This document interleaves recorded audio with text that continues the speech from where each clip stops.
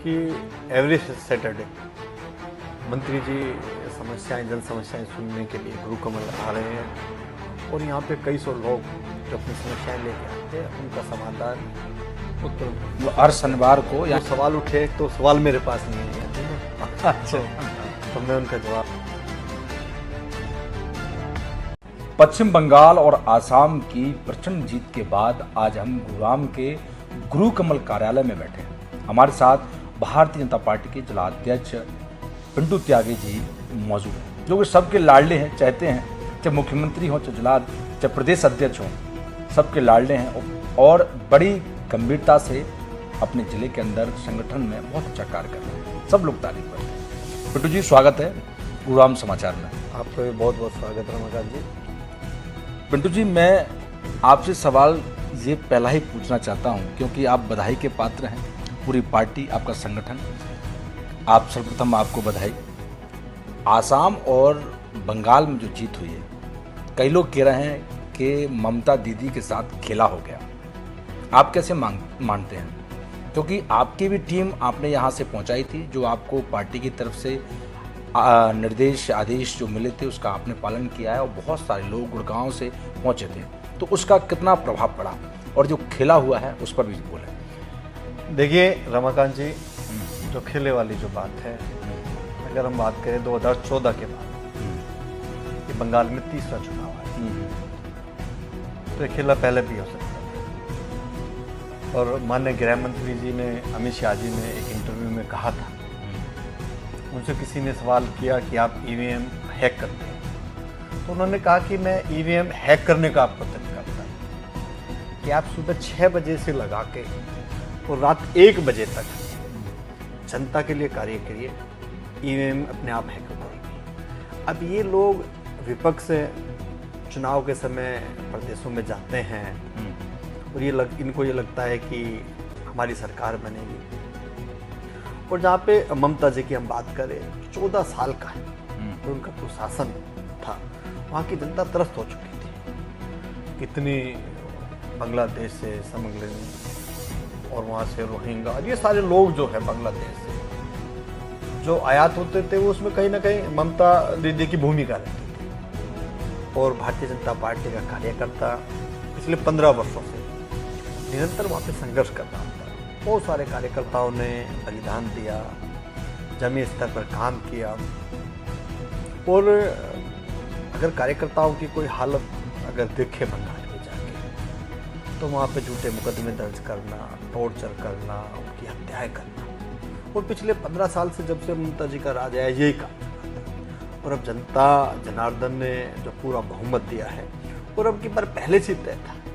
आपने देखा होगा कि जो इससे पहले वाला चुनाव था उसमें भी हमें लग रहा था कि कहीं ना कहीं सरकार भारतीय जनता पार्टी की बनेगी। थोड़े से मार्जिन से हम रहे थे, लेकिन निरंतर पिछले 5 वर्षों से भारतीय जनता पार्टी के कार्यकर्ता जमीनी स्तर पर काम करते हैं, और ये उसी का परिणाम है। और मोदी जी की जो लोकप्रियता है, जो सबका साथ सबका विकास का जो उनका एक पूरा एजेंडा जो पूरे देश में चलता है, ये उसकी जीत है। झालपुरी की बड़ी चर्चा, क्योंकि प्रधानमंत्री जी जहाँ भी जाते हैं, जब बिहार की चर्चा हो तो वहाँ सत्तू की बात करते हैं, वहाँ पहुँचते हैं तो झालपुरी की बात करते हैं। तो ये झालपुरी का खेला जो हुआ है, उससे हर जगह झालपुरी और मिठाइयाँ बांटी जा रही हैं। क्या आपके कार्यालय में भी बांटी गई? देखिए, कल कई सौ कार्यकर्ताओं ने भी यहाँ जीत का जश्न मनाया है, और हमने भी पेड़े, रसगुल्ले, झालपुरी कार्यकर्ताओं ने आपस में खिला के और जीत का जश्न मनाया है। और अब की बार जिस तरह का माहौल पश्चिम बंगाल में देखने को मिल रहा था पिछले 6 महीने से, तो ये तय था कि भारतीय जनता पार्टी की सरकार बन रही है, और झालपुरी अब की बार पूरे देश में सभी कार्यकर्ता मिलकर बांटेंगे और मिलकर। आपको लगभग 14 महीने से ज़्यादा का समय हो चुका है जिलाध्यक्ष बने हुए। संगठनात्मक अगर देखा जाए तो आपने संगठन के लिए क्या क्या ठोस कदम उठाए हैं? पार्टी की जो कार्य प्रणाली होती है, एक उनकी अपनी पद्धति होती है, उसके अनुसार, और संगठन कितना मजबूत गुड़गांव में हो रहा है? देखिए, मेरे को 17 मई को 14 महीने हो जाएंगे, तो मैं तो अपना सौभाग्य भी मानता हूँ कि जितने बड़े बड़े कार्यक्रम जब केंद्र से कोई प्रांत में आते हैं, प्रदेश में आते हैं, तो सबसे पहले शीर्ष नेतृत्व का फ़ोन मेरे पास आता है कि ये कार्यक्रम आपको करना है, और कार्यक्रम करने में मेरे को आनंद भी आता है। अभी गुरु कमल एक ऐसा कार्यालय है पूरे प्रदेश में कि जिसमें पूर्व प्रधानमंत्री अटल बिहारी वाजपेयी जी की भव्य प्रतिमा लगी है, और हम सबका सौभाग्य भी रहा इसका अनावरण करने के लिए माननीय मुख्यमंत्री जी, माननीय प्रभारी जी हरियाणा के, और माननीय प्रदेश अध्यक्ष जी, उन सब का आशीर्वाद उस दिन हमें मिला। मेरे लिए और गुड़गांव के सभी कार्यकर्ताओं के लिए सौभाग्य की बात है। अभी 26 तारीख की बात करें तो मन की बात का कार्यक्रम था, तो माननीय मुख्यमंत्री जी ने वो कार्यक्रम भी गुरु कमल में सुना, और उसमें एक बड़ी बात ये भी रही कि सबसे बड़ी कि उसमें सभी महिलाओं के साथ माननीय मुख्यमंत्री जी ने वो कार्यक्रम सुना, बड़ा अच्छा। उसके बाद हमने यात्रा भी निकाल ली, और जहाँ संगठनात्मक विषय पे हम चर्चा करते हैं तो गुड़गांव का जो संगठन है वो एकजुट तो बड़ा मजबूत संगठन। कोई भी बड़े से बड़ा कार्यक्रम जब आता है तो मैं इस बात को कोई अभिमान के साथ नहीं कह रहा, लेकिन मैं एक बात आपकी जानकारी में लाना चाहता हूँ कि गुरुग्राम जिला पूरे प्रदेश में पहले स्थान है। युवाओं की बात की जाती है तो वहाँ भी आप अव्वल आते हैं कि यहाँ पर जो जिस प्रकार से युवा टीम काम कर रही है, पर लेकिन आपने युवा टीम को अच्छे से समझा है क्योंकि आप वहाँ भी अध्यक्ष रहे और आप उस क्रम से निकल के आए हैं। तो अब कैसे युवाओं के लिए और संगठन को मजबूत करने के लिए युवाओं की कड़ी को कैसे आगे जोड़ रहे हैं, कैसे क्या कर रहे हैं उसके लिए? देखिए, मैं पूरे प्रदेश में सबसे युवा जिला अध्यक्ष की जिम्मेदारी पार्टी ने संगठन ने मेरे को दी, और मैंने लंबे समय तक युवा मोर्चा में काम भी किया है, और मेरा एक विशेष लगाव युवाओं के साथ रहता है। इसीलिए मेरा ज़्यादा से ज़्यादा मन और मेरी ज़्यादा से ज़्यादा रणनीति यही रहती है कि युवा पार्टी से जुड़े, क्योंकि युवा देश का भविष्य है। अभी हमने 3-4 दिन पहले भी उसमें पार्लियामेंट बोर्ड की सदस्य आदरणीय बड़ी बहन सुधा यादव जी की मौजूदगी में 50-60 युवा साथियों को हमने भारतीय जनता पार्टी ज्वाइन कराई है, संगठन को ज्वाइन कराया है, और अब ये क्रम निरंतर चलता रहेगा, और मैं अपने कार्यकाल में ज़्यादा से ज़्यादा युवा साथियों को जोड़ सकूं, यही मेरा एक उद्देश्य रहेगा। खासकर आखिरी सवाल मेरा, और भारतीय जनता पार्टी का एक अपना सबका साथ सबका विकास जो नारा है, उसको लेकर, नीतियों को लेकर गुरुग्राम की ज़मीन पर उतरने के लिए क्या खास अभियान आप चला रहे हैं या फिर आगे चलाएंगे, जिससे कि ये जो लोगों के अंदर एक भावनात्मक जो नारा भारतीय जनता पार्टी ने दिया कि सबका साथ सबका विकास हम करेंगे, तो इस पर कितना खरी पार्टी उतर पा रही है और क्या प्लान है आप पास में? देखिए, आज गुड़गांव की अगर हम एक्चुअल में बात करें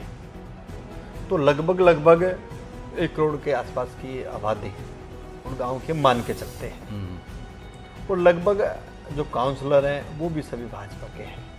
हमारे 24 काउंसलर जीत के आए थे, कुछ इंडिपेंडेंट थे, लेकिन सबका साथ सबके विकास की जहाँ पे बात करें, अगर कोई भाजपा का कोई काउंसलर है, अगर उसके वार्ड में भी 15 करोड़ रुपए के काम अगर चल रहे हैं, तो जो भाजपा से जीत के नहीं आया या इंडिपेंडेंट को जीत के आया, उसके वार्ड में भी उतने काम चल रहे हैं।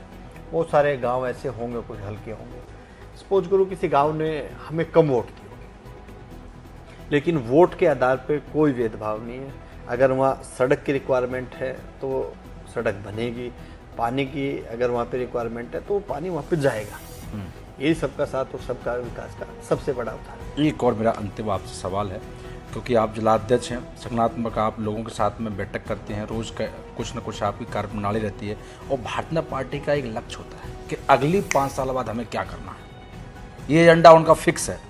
तो वो कहीं ना कहीं अगर आप देखेंगे, गुरुग्राम बीजेपी का जो गढ़ माना जाता है इस समय पूरे हरियाणा के अंदर, उसको गढ़ माना जा रहा है जिले को, तो मैं उसी को और मजबूत बढ़ाने के लिए आगे आपको क्या road map Bharatiya Janata party ने दिया है, या फिर आप अपनी तरफ से और मजबूत करने के लिए क्या कर रहे हैं? देखिए, एक तो मेरा तो सबसे बड़ा जो मोटिव है यही है कि आज 4 सीटें हैं गुरुग्राम में, चारों भाजपा की हैं, और अगर परिसीमन होता है 7 सीट हो, 8 सीट हो, जितनी भी हो, अगली बार भी सारी की सारी सीटें तो भाजपा की होंगी, मेरा ऐसा मानना है। दूसरा ये है कि ज़्यादा से ज़्यादा युवा शक्ति भारतीय जनता पार्टी से मिले, जुड़े भारतीय जनता पार्टी के साथ। और मेरा तो एक टारगेट और है, क्योंकि आज के दिन गुड़गांव एक बहुत बड़ा शहर है, बहुत बड़ी बड़ी हाई राइज गुड़गांव में बनी है।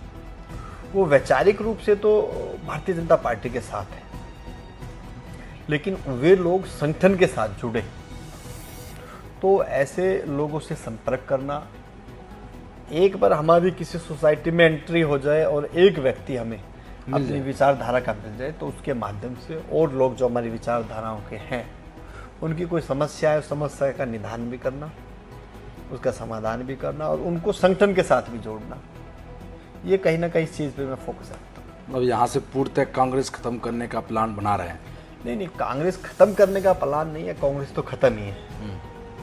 और आज मुख्यमंत्री नवाब सिंह सैनी जी के नेतृत्व में तीसरी बार भारतीय जनता पार्टी की पूर्ण बहुमत की सरकार है, और ये सरकार चौथी बार भी बनेगी और पांचवी बार भी बनेगी, क्योंकि नवाब सिंह सैनी जी आपने देखे होंगे कैसे मुख्यमंत्री जी हैं, जो लगभग 4 से 5 घंटे सोते हैं। अगर 1 बजे भी अगर उनके संत कबीर कुटीर पे अगर कोई व्यक्ति कोई फरियाद लेके आया है, तो जब वो सोने के लिए जाते हैं तो वो स्टाफ से पूछते हैं कि कोई व्यक्ति तो नहीं है जो मिलना चाहता हो। रात को चाहे 1 बज जाए, जब तक वो सब लोगों से नहीं मिल लेते तब तक वो सोते नहीं। तो ऐसा मुख्यमंत्री इस प्रदेश को मिला, ये भी हरियाणा के लिए, जनता के लिए बड़े सौभाग्य। और बात की जाए आज क्राइम दर की ना, तो क्राइम दर बढ़ रहा है, ठीक है, कंप्लेंटें दर्ज की जाती हैं, पर अगर महिलाओं की बात की जाए तो आप महिला थानों में चले जाइए, कोई सुनवाई नहीं है, महिलाओं को उल्टा डांट के भगा दिया जाता है। उनके साथ में जिस प्रकार के केसेस आ रहे हैं, इस पर क्या सरकार गौर कर रही है? क्योंकि देखो, आप तारीफ करते हैं मुख्यमंत्री की, प्रदेश की तारीफ करते हैं, सरकार की तारीफ करते हैं, संगठन की तारीफ करते हैं, मतलब ग्राउंड स्तर पर अगर देखा जाए तो जो नारी शक्ति की आपने इतने अभी कार्यक्रम चलाए हैं, इसमें अगर सेक्टर 51 में आप एक व्यक्ति अपना बिठा दीजिए और आप देखिए कि सारे दिन में कि महिला थाने में महिलाओं के साथ में क्या दुर्व्यवहार किया जा रहा है। देखिए, ऐसा नहीं है बिल्कुल भी, पता नहीं ये आंकड़े और ये सूचना, ये मैं 4-5 केसों में देखा, मैं कमिश्नर से भी मिला मैं इस विषय में। आपको किसने दिए किसने नहीं, हमारे पास भी कोई समस्या लेके आते हैं तो हम भी उनकी समस्या किसी एसएसओ से बात करनी है या अन्य किसी भी डिपार्टमेंट पे किसी अधिकारी से बात करनी है तो करते भी हैं, उस समस्या का समाधान भी होता है। बहुत सारी समस्याएं ऐसी होती है कि जैसे कोई ग्रीवेंस पे कोई मुकदमा चला गया या सीएम विंडो पे चला गया।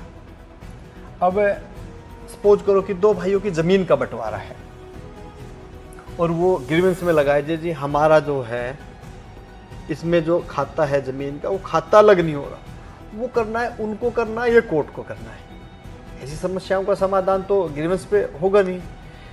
और जहाँ तक महिला सुरक्षा की बात करें कि ये समस्या हमारे सामने, हम यहाँ पूरे दिन बैठे रहते हैं, ऐसी कोई महिला नहीं आई कि जिसने आज तक हमें ये कहा हो, या कभी विधायक जी की मंत्री जी की तरफ से भी सुनने में कोई महिला ये आई कि भी हमारी थाने में सुन रहे। अगर कोई ऐसा कोई आए तो आप हमें अगर बताओ तो हम उसका समाधान तुरंत प्रभाव से कराएंगे। हमारे साथ में भारतीय जनता पार्टी से जिला अध्यक्ष पिंटू त्यागी जी, सरप्रीत त्यागी जी हमारे साथ मौजूद हैं, जो कि बड़ी एक संगठन के साथ काम कर रहे हैं, अपनी सूझबूझ के साथ काम करते हैं। और ये पहले जब युवा टीम में काम करते थे तब से भी पार्टी के लिए बड़ा समर्पित होकर काम करते हैं। उनका कहना है कि पार्टी हमारी बड़ी मजबूत है और इस समय हम लोगों के बीच और कैसे जुड़ सकते हैं, जो नई नई हाई सोसाइटी बनी उनमें हम कैसे लोगों के पास पहुंच सकते हैं। उनका आगे 29 का प्लान है कि इस बार भी हम 3 बार जीत चुके हैं, चौथी बार भी हरियाणा को हमें फिर जिताकर प्रधानमंत्री मोदी की झोली में देना है।